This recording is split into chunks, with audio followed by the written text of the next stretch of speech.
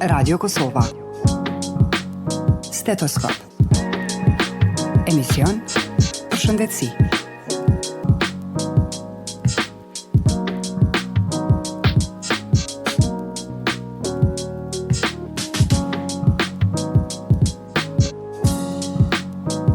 Rënja e flokëve është hollimi ose rrallimi gradual i flokëve në kokë ose në pjesë të tjera të trupit.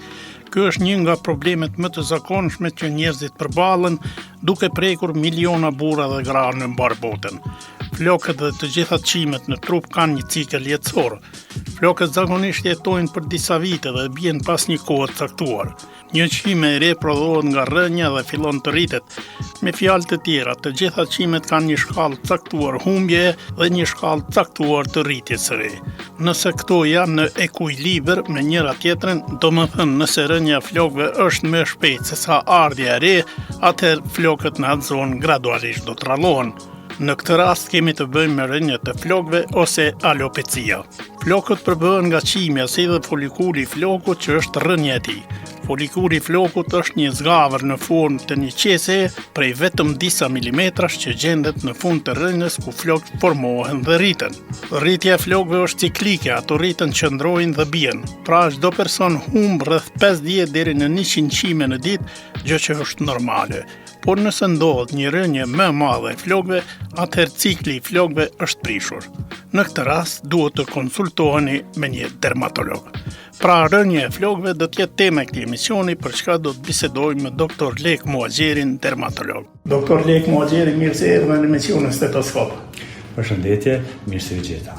Pra dëgjuat temën, kemi të bëjmë me fenomenin e rënjes së flokëve, po para se të flasim për rënjen e flokëve, do të ishte mirë që t'ju shpjegojmë dëgjuesve se çfarë roli dhe çfarë funksioni kryejnë flokët. Floku luan rol shumë të rëndësishëm. Edhe pse disa prej pacientëve mendojnë që nuk ka ndonjë rol të rëndësishëm, por floku luan rol të rëndësishëm. Shumica mendojnë se vetëm shërbejnë vetëm për anën estetike. Ashtu, e vërtetë është. Po. Një ndër arsyet kryesore pse është floku, pse ndihmon floku, është na ndihmon që të mos kemi probleme gjatë rrezeve të diellit. Pse? Se rrezet e diellit mund ta djegin lëkurën, shkaktojnë probleme shumë serioze të lëkurës, përfshirë ato më serioze të quajtura që janë tumore serioze. Pra kjo është një ndër problemet kryesor apo një ndër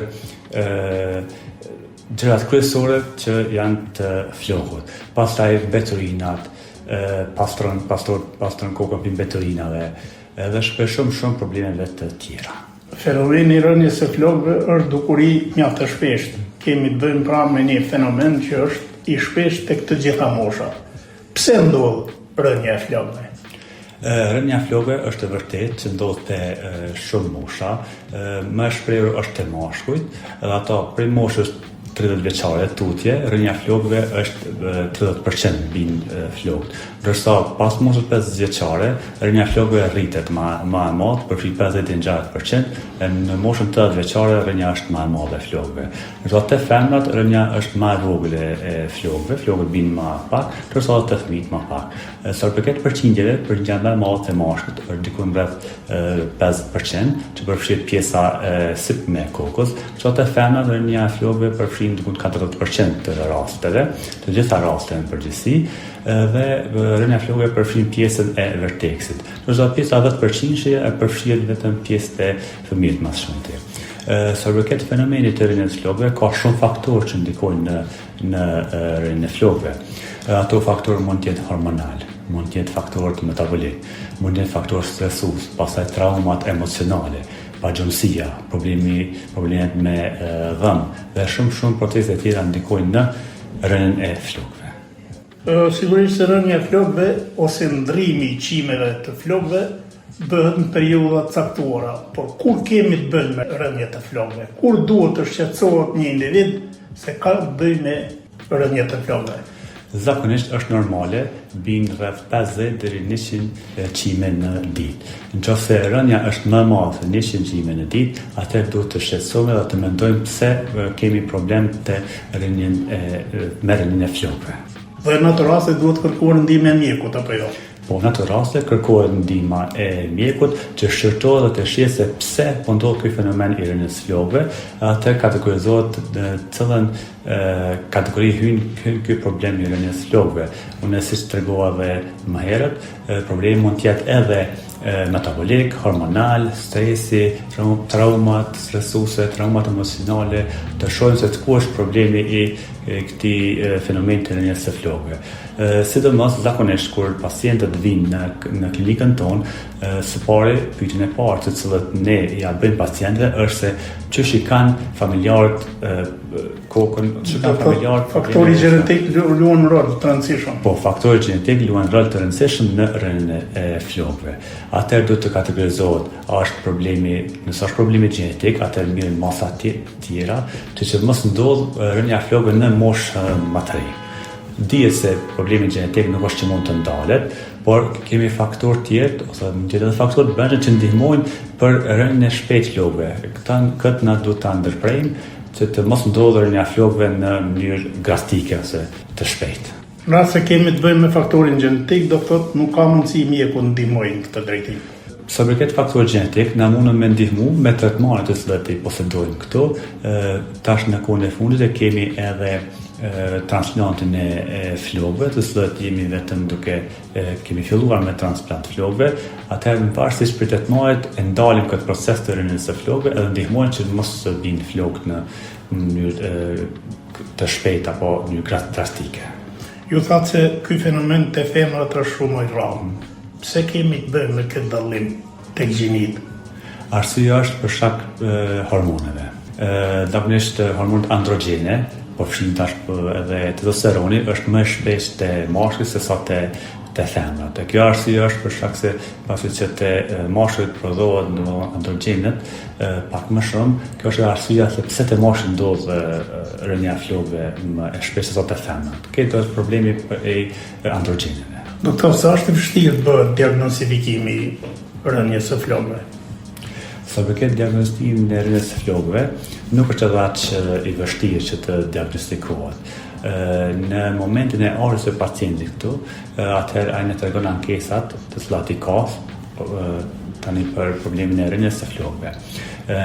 Atëherë pas analizave të cilat kërkohen për me definu problemin e rënies së flokëve, problemi gjenetik, problemi gjenetik, pastaj janë këto problemet zakonet të cilat i kanë pacientët apo edhe njerëzit në përgjithësi.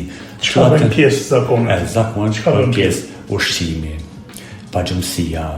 Të gjitha këto ndikojnë, sidomos përdorimi i ushqimit që përmban Coca-Colat apo pjetë gazuara, pjetë energjike, pastaj përdorimi i ushqimit me përmbajtje të glukozës apo me përmbajtje të sheqerit, të gjitha këto ndikojnë në zakone. Një fenomen që po paraqitet shpesh te ne, sidomos te fëmijët e rinj para moshës 17 vjeçare, është që problemi i gjumit, sepse të gjithë fëmijët të cilët deri në moshën 18 vjeçare nuk e kanë bërë gjumin si duhet, mund kanë flejt kanë flejt para orës 12, kanë shkatru të gjitha qelizat.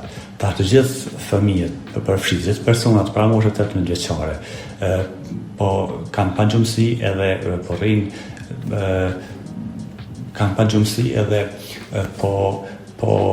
nuk po flejnë në kohë. Flejnë vonë edhe zgjohen vonë. Zgjohen vonë, se piken qelizat. Deri në orën 12 janë 4 lloje hormoneve që janë shumë të nevojshme për zhvillim, për rritje edhe për imunitet.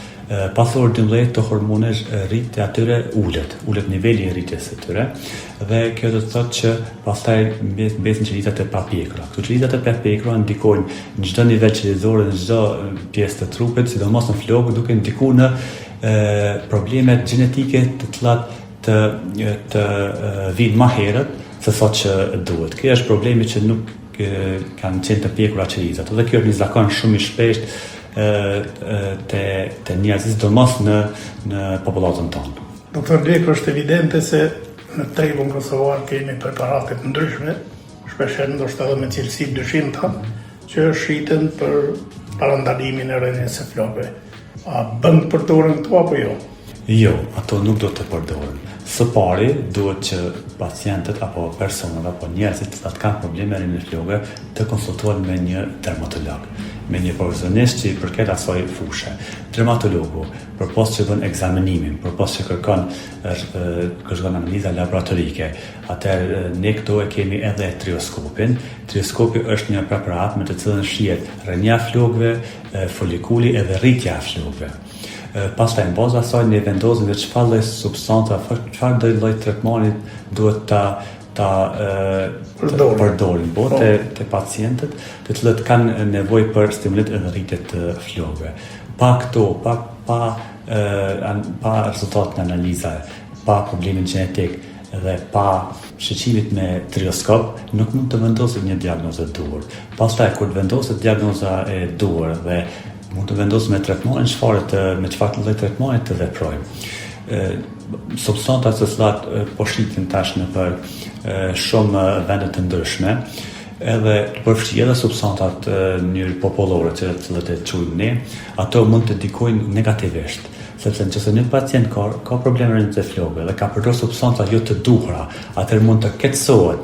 Dhe çdo nëse keqësohet, ndërpren apo e prish një anamnezë të cilët na e marrim te një pacient me llojin e rrjenës së flokëve, edhe çrregullon sistemin se çfarë lloji të tretmani duhet të vendoset te ata pacient. Prandaj u lës gjithë pacientët të cilët përdorin apo kanë marrë ndonjë substancë për problemin e rrjenës të flokëve, të ta ndalojnë dhe të vinë në konsulte. Do të thotë pa konsultimin me dermatologun nuk duhet asnjësi të përdoren. Nuk duhet. Po. Doktor, është evidente se pas diagnostikimit vije faza tjetër që është shumë e rëndësishme, është trajtimi. Si bëhet trajtimi i personave me rrënje të flokëve? Tash në momentin që është bërë diagnoza dhe është pa sa është niveli i rrjenës së flokëve, atëherë vendosim në çfarë lloji tretmani të vazhdojmë. Së pari vazhdojmë me shampuna të ndryshëm, me serume të ndryshme, ndonjëherë edhe barna. Pastaj pas tretmanit mjekësor, të barnave mjekësor apo kremave mjekësor, atë vendosin tretmani që të bëjmë ne këtu. Njëra për tretmanat që bëhet shpesh, edhe ndoshta edhe keni dëgjuar, është edhe PRP apo PRF. Çka është PRP, çka është PRF? Ky tretman është mirët plazma nga gjaku i vet pacientit, dhe ajo plazma injektohet në pjesën e kokës, përfshi gjithë kokën, dhe ajo ndikon në rritjen edhe regjinerimin e folikujve të flokut. Tjetri tretman është me mezoterapia, për ta përfshirë tretmani me egzozome, tretmani me qelita staminale, edhe kjo është një tretman shumë i rëndësishëm, shumë i thjeshtë. Mirët qeliza e vetë personit apo pacientit, edhe ajo qelizë injektohet në mirët indi faktikisht, centrifugohet edhe injektohet prapë në regionin e kokës, në varësi se çfarë vendosim edhe çfarë lloji tretmani vendosim. Posa asaj kemi edhe terapinë me CO2 apo me laser, që është një terapi shumë e rëndësishme. Të gjitha këto. Pastaj e fundit është cilat ajo na rekomandojmë, është tretmani me mbjelljen e flokëve. Zakonisht për mbjelljen e flokëve vendosim pas moshës 25 vjeçare. Para moshës 25 vjeçare nuk është që vendoset. Arsyeja është që tash niveli i flokëve është që deri në atë moshë ka ramje edhe rritje të flokëve. Nuk është që vendoset shumë. Dorso pas moshës 25 vjeçare mund të vendosim edhe tretmanin me mbjellje të flokëve, të cilën tash sa po kemi filluar, kemi ekipe këtu, edhe jemi 2 dermatolog, të cilët punojnë, është edhe ekipe që punon në mbikëqyrjen tonë, edhe ajo është tretmani i fundit që vendoset një pacient. Po para se me shku te tretmani i fundit apo mbjellja e flokëve, së pari vazhdojmë me procedura më të thjeshta që ndikojnë te pacienti. Sa janë efikase çdo procedura që i përmendet për mëret? Jo këto do të mbjellë e flokëve. Këto janë shumë efikase, zakonisht bëhen me epizode të ndryshme. Sobi ke tretmani i parë që dhe përmena me PRP apo PRF, rekomandohen 3 tretmane, minimalisht. Dorso deri në 5 tretmane mund me vazhdu. Pacientët që kanë qenë të na dhe kanë bërë tretmanin për përmendje PRP, PRF, janë ndjerë shumë të kënaqur. Dhe sa gjatë praktësisht kjo procedurë nuk zgjatshëm. Së pari, mbiret të gjaku i vetë pacientit edhe centrifugohet. Pastaj në kokën e pacientit vendosim anestezik lokal që mos të ketë dhimbje.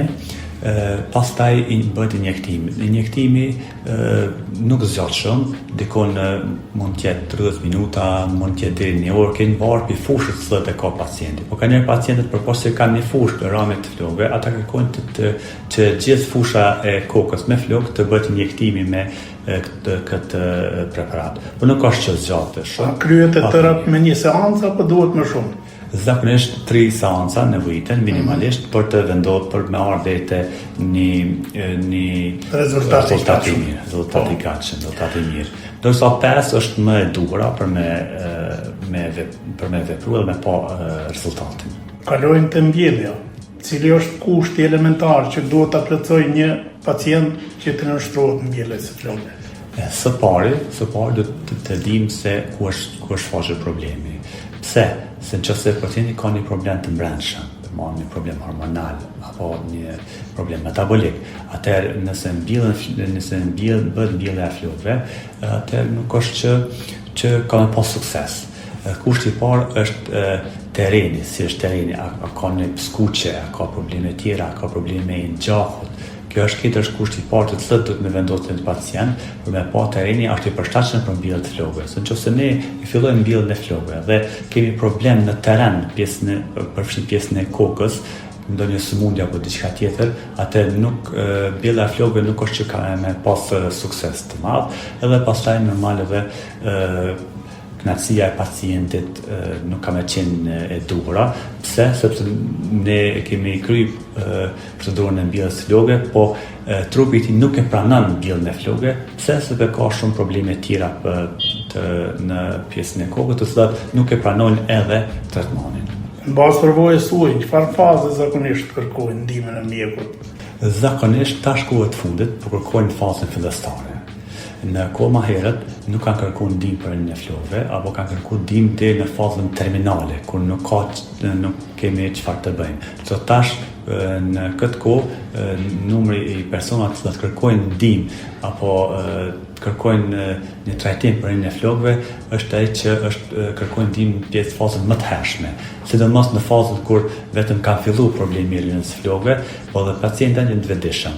Ata konsultojnë apo e shohin edhe familjarët në familje që kanë pjesën e kokës me flokë, dhe atëherë kur e shohin që po fillon rënia e flokëve, atëherë vinë në kontroll për të vendosur një trajtim apo apo edhe mbjelljen e flokëve.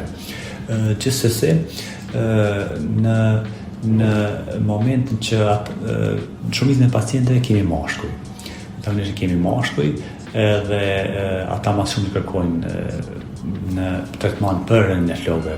Pa duke mos harruar edhe pjesën e femrave që kërkojnë. Ndërsa sa përket fëmijëve, më shumë që kërkojnë trajtim apo kërkojnë ndihmë te dermatologu specialist të mirë po ashtu edhe me rënien e flokëve.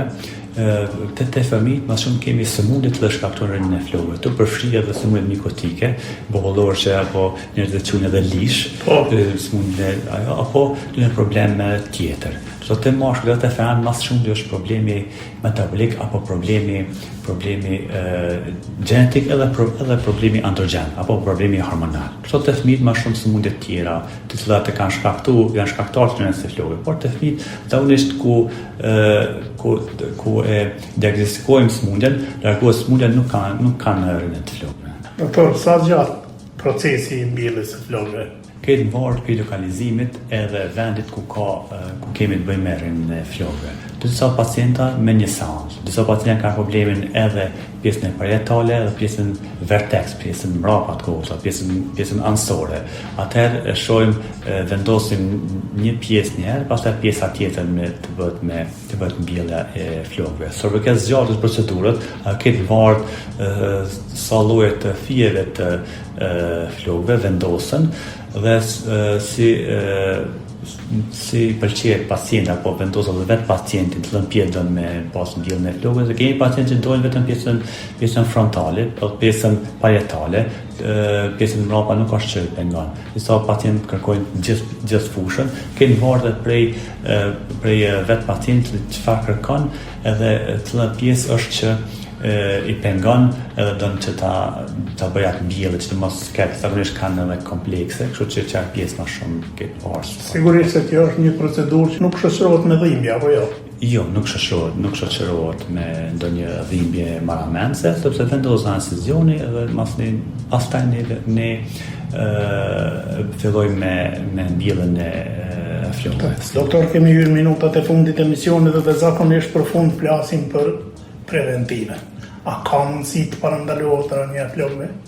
Rënja e flokëve ka mundësi të parandalohet. Parandalimi më i thjeshtë dhe më i mirë për të gjithë personat të cilat kanë probleme me rënjën e flokëve është që të rregullojnë gjumin edhe të rregullojnë problemet e ushqyerjes. Cilat janë problemet e ushqyerjes? Po përmendëm problemet që përmbajnë apo ushqimet që përmbajnë glukozë, apo përmbajnë sheqer apo mbëlsira, përfshi koagulla, pjetë energjike, pjetë gazuara, pjetë që përmbajnë sheqer, gjumi i rregullt është shumë i rëndësishëm, sidomos te personat para moshës 18 vjeçare.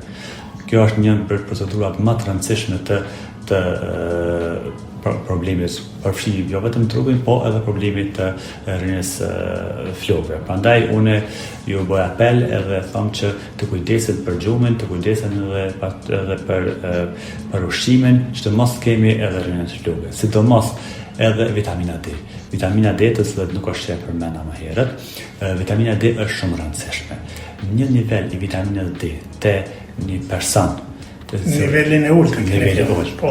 Nëse niveli është në 30 njësi të vitaminës D, folën analizën e vitaminës D, nëse është në 30 njësia, atëherë çdo sëmundje trashëguese vjen më herët.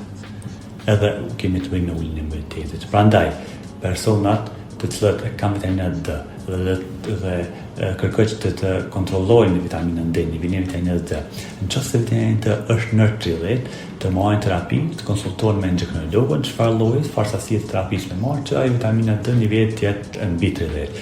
Çdo ulje vitamina D në 30 bën që të gjitha sëmundjet trashëguese të vinë më herë. Nëse një person ka në familje familjar që kanë probleme me rënjën e flokëve, dhe po flasim nëse vitamina D është në 30, atëherë ai për të rënjën e flokëve, nëse një familjar ka ndodhur prej moshës 50 vjeçare, 55 vjeçare, ai person që ka vitaminë D në 30 do të ndodhë më herë, ndoshta në moshën 30 vjeçare.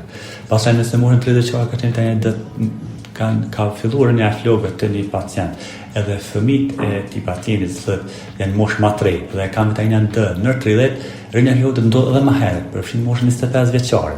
Prandaj arsyeja e vitaminës D ka shumë e madhe, sidomos nëse niveli është i ulët në njësi 30. Doktor Lek Muazjeri, nëse nuk keni gjë për të shtuar, unë ju falenderoj shumë që ishit pjesë e emisionit Stetoskop. Falenderoj shumë të juve, mirë se u gjeta edhe mirë dëgjofshim. Faleminderit shumë. Të nderuar dëgjues, me kaq që kemi përfunduar emisionin. Sot faleminderit për vëmendje dhe vazhdoni të qëndroni edhe më tutje në valët e programit tonë.